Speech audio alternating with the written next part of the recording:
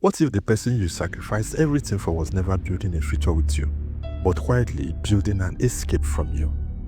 What if the person who smiled into your eyes, who called you my love, who prayed with you at night was counting how much you could take before leaving you empty? What if the man standing in front of you was never who he said he was?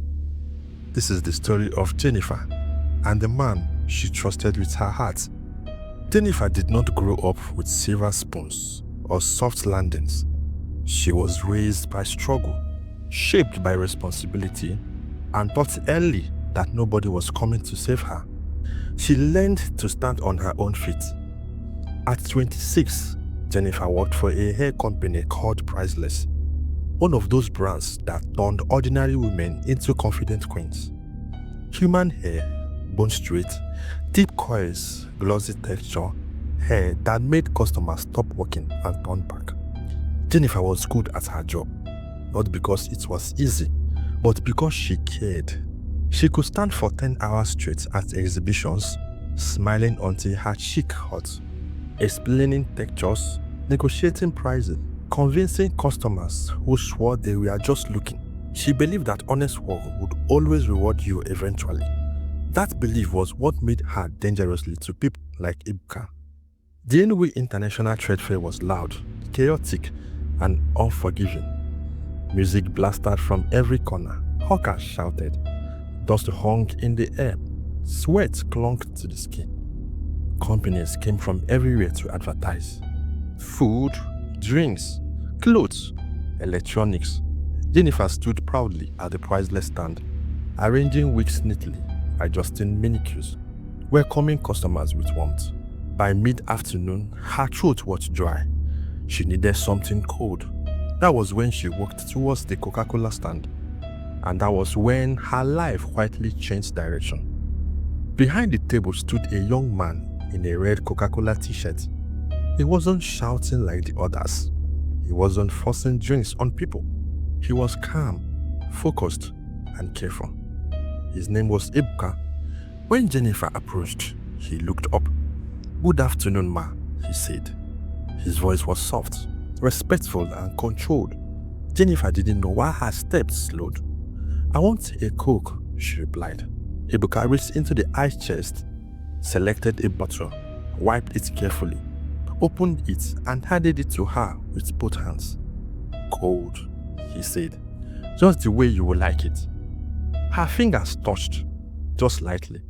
Something passed between them. Small, quiet, but real. Jennifer smiled before she even realized it. "Thank you. You are welcome." She walked away, drank the Coke, and found herself turning back to look at him. She told herself it meant nothing. But the next day, she returned. And the day after that. Soon, that Coca-Cola stand became her excuse to walk past the side of the fair. Ebuka remembered her. "Priceless hair, right?" he asked one day. Jennifer's heart jumped. "You noticed?" "I noticed things," he said simply. And she liked that. By the end of the trade fair, they were no longer strangers. Ebuka told her his story. How he worked with Coca-Cola but earned very little. How he had dreams bigger than his pocket. How he wanted to be successful, respected, and seen.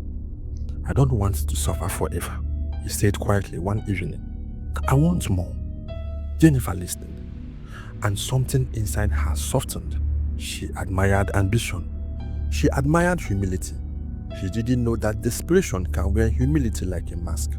Ebuka made her feel like she was not just loved, but needed. Slowly, Jennifer started helping him. Ebuka called every morning before work and every night before sleeping. "Have you reached home? Don't forget to rest." Jennifer felt cared for. Ebuka told her about his struggles, how he grew up with nothing, how his father died early, how his mother sold vegetables to send him to school. "I don't want to suffer forever," he said one night. "I want to rise." Jennifer listened with tears in her eyes. "You will," she assured him. "You are hardworking." Slowly, she started helping him. Not because he asked, but because she wanted to. She bought him better clothes for work, She paid for a short business course she said would help him grow. When his phone got spoiled, she replaced it. Jennifer, you don't have to do all this, Ebuka said. I know, she smiled. I want to. And she meant it. In her heart, Ebuka was not just her boyfriend. He was her project, her pride, her future husband. I made him who he is, she would later say. But law has a way of blinding people.